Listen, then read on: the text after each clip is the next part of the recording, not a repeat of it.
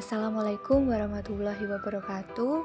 Pada kesempatan kali ini, kita membuat video animasi pembelajaran geografi. Adapun nama kelompoknya yang pertama Diana Fatmawati, yang kedua Kiki Novitahani, dan yang ketiga Muhammad Aulia Ramadana dengan dosen pengampu yaitu Bapak Ilan Artono Nurdin, SPD MPD. Program studi Pendidikan Geografi Fakultas Keguruan dan Ilmu Pendidikan Universitas Jember. Pada pembelajaran hari ini, kita akan mempelajari tentang hubungan manusia dan lingkungan akibat dinamika hidrosfer. Adapun kompetensi dasar yang akan dipelajari, ada kompetensi dasar 3.6, menganalisis hubungan antara manusia dengan lingkungan sebagai akibat dari dinamika hidrosfer. Kompetensi dasar 4.6, menyajikan hubungan antara manusia dengan lingkungannya sebagai pengaruh dinamika hidrosfer dalam bentuk narasi tabel, bagan, grafik, gambar ilustrasi, dan atau peta konsep. Untuk indikator pembelajaran, yang pertama, memahami siklus hidrologi. Yang kedua, menganalisis potensi sebaran dan pemanfaatan perairan darat. Yang ketiga, mengidentifikasi karakteristik dan dinamika perairan laut. Hello student, how are you? Pada materi kali ini, kita akan membahas tentang dinamika hidrosfer. Tahukah kamu berapa jumlah air yang ada di bumi? Jadi, jumlah air yang menutupi bumi hampir 3/4%. Air tersebut ada di sungai, danau, rawa, kolam, laut, samudra, dan sebagainya. Bahkan termasuk atmosfer dalam wujud gas. Hidrosfer berasal dari dua kata, hidro yang berarti air dan spaira yang berarti lapisan. Jadi hidrosfer dapat diartikan sebagai bagian lapisan air yang menutupi atau berada di dalam bumi kita. Selanjutnya ada siklus air. Pengertian siklus air.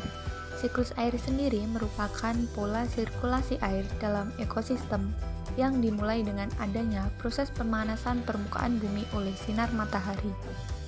Lalu terjadi penguapan, hingga akan terjadi proses kondensasi uap air, yaitu proses perubahan uap air menjadi titik-titik air. Kumpulan titik-titik air di atmosfer ini dinamakan awan. Bila uap air telah menjadi titik-titik air, maka hujan akan turun.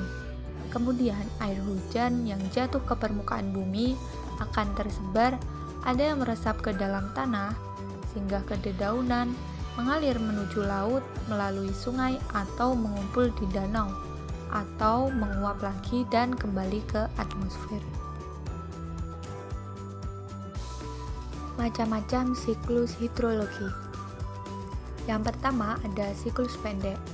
Siklus pendek yaitu air laut menguap, terjadi kondensasi, uap air membentuk awan, kemudian terjadi hujan, dan kembali ke laut lagi. Kedua yaitu siklus menengah. Siklus menengah yaitu air laut menguap, terjadi kondensasi, uap air terbawa angin, dan membentuk awan di atas daratan. Hujan jatuh di daratan menjadi air darat, kemudian menuju ke laut.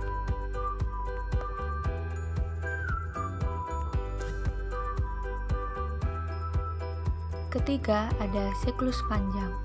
Siklus panjang yaitu air laut menguap, terjadi kondensasi, uap air terbawa angin dan membentuk awan di atas daratan hingga ke pegunungan tinggi. Jatuh sebagai salju, terbentuk gletser, mengalir ke sungai, dan selanjutnya kembali ke laut lagi. Komponen siklus air. Berikut ini merupakan ilustrasi dari siklus air yang ada di bumi. Siklus air atau daur hidrologi yang ada di bumi dimulai dengan proses evaporasi. Jadi, proses evaporasi ini merupakan proses menguapnya air yang ada di daratan, baik air yang ada di laut, rawa, sungai, yang akan menuju ke atmosfer. Proses ini terjadi akibat adanya pemanasan sinar matahari yang menyinari bumi. Uap air yang telah naik ke atmosfer kemudian akan naik lagi lebih tinggi dan terjadilah proses pendinginan sehingga gas-gas yang ada di atmosfer akan mengalami perubahan wujud ke dalam wujud cair atau dalam bentuk embun, salju maupun es yang kemudian berkumpul membentuk awan. Awan-awan yang telah berkumpul ini kemudian tidak lama akan mengalami proses penjenuhan, sehingga terjadilah proses presipitasi atau turunnya titik-titik air hujan.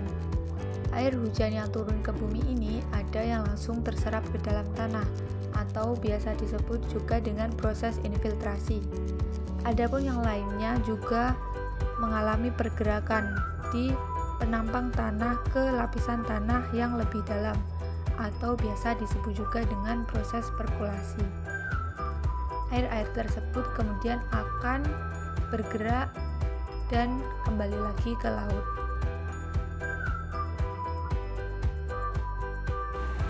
Perairan darat dan potensinya. Pengertian dari perairan darat adalah semua bentuk air yang terdapat di daratan. Air dapat berupa benda cair atau benda padat, contohnya es dan salju. Sedangkan yang banyak dimanfaatkan oleh manusia berwujud cair, yaitu berupa air, baik air permukaan, air tanah, sungai, danau, dan sebagian air rawa.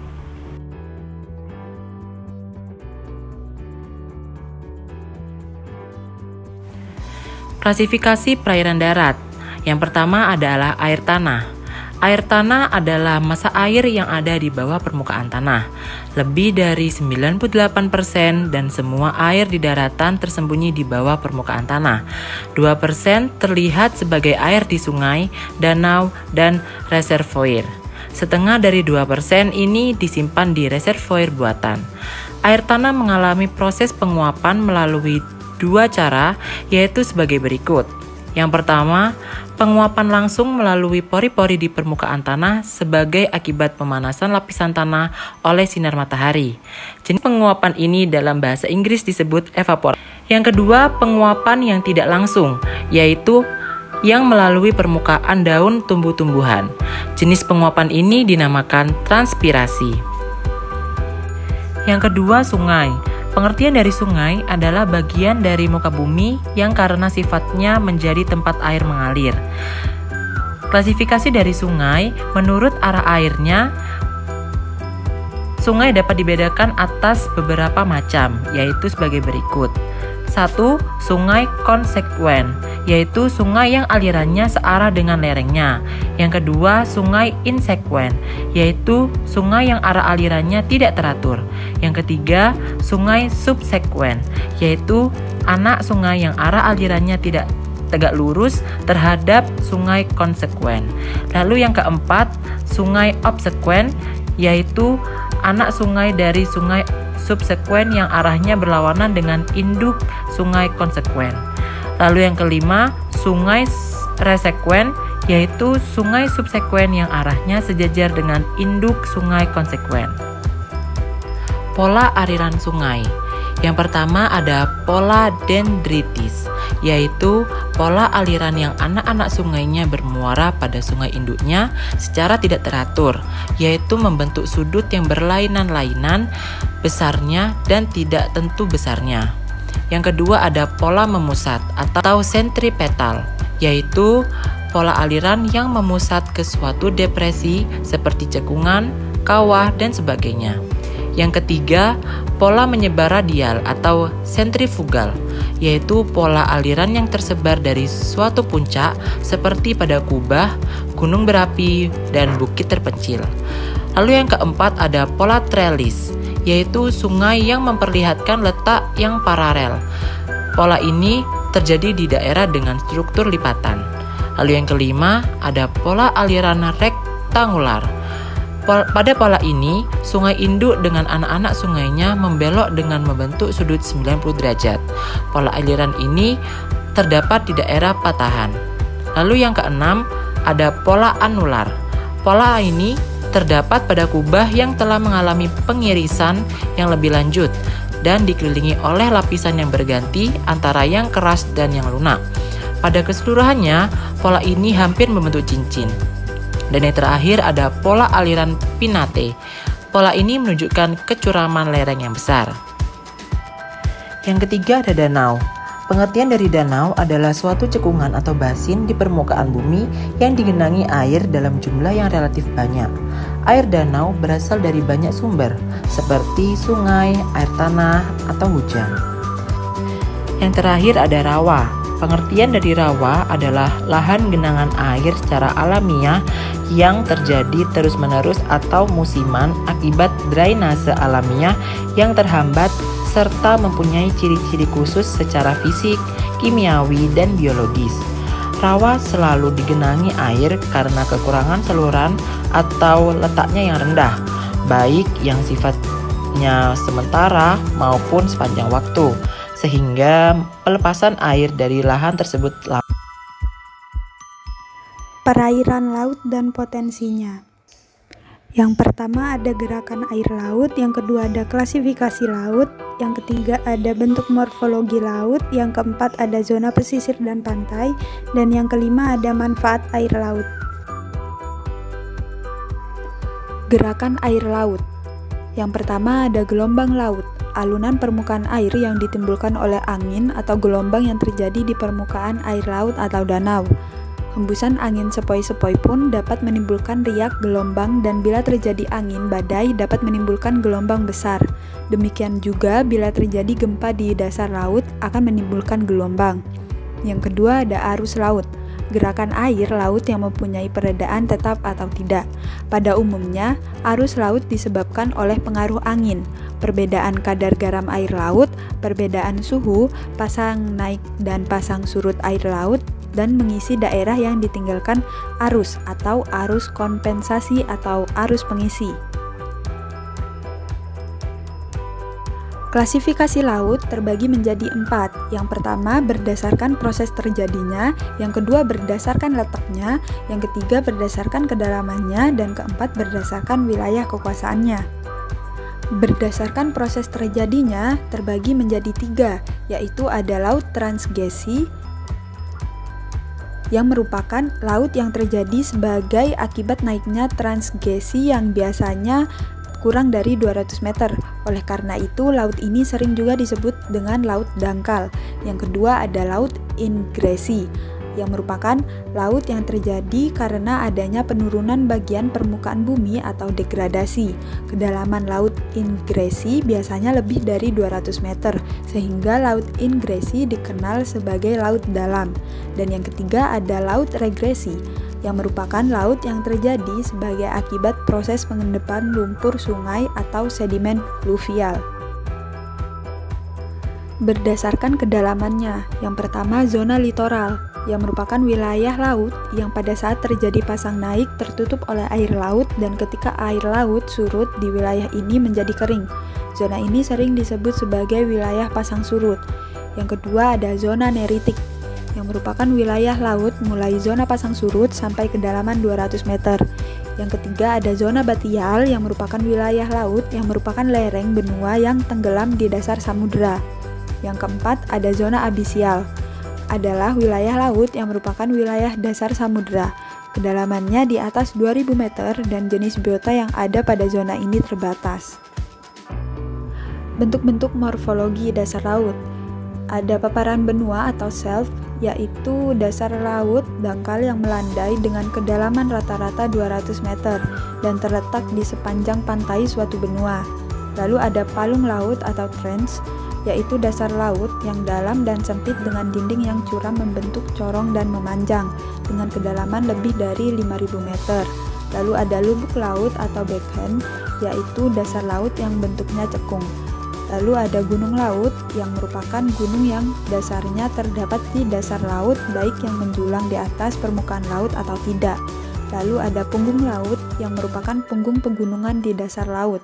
Lalu ada atol, yakni karang di laut yang bentuknya seperti cincin besar. Lalu ada laguna yang merupakan bagian laut dangkal di tengah atol.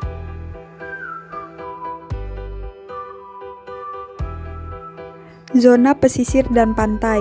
Pantai atau shore atau beach dalam bahasa Inggris adalah kenampakan alam yang menjadi batas antara wilayah yang bersifat daratan dengan wilayah yang bersifat lautan. Tempat pertemuan antara air laut dengan daratan tadi dinamakan garis pantai atau shoreline. Pesisir adalah suatu wilayah yang lebih luas daripada pantai. Wilayahnya mencakup wilayah daratan yang masih berdapat pengaruh laut atau pasang surut, suara deburan ombak, rembesan air laut di daratan. Dan wilayah laut sejauh masih mendapat pengaruh dari darat atau aliran air sungai dan sedimentasi dari darat. Menurut Badan Koordinasi Survei dan Pemetaan Nasional, batas wilayah pesisir ialah daerah yang masih ada pengaruh kegiatan bahari dan sejauh konsentrasi.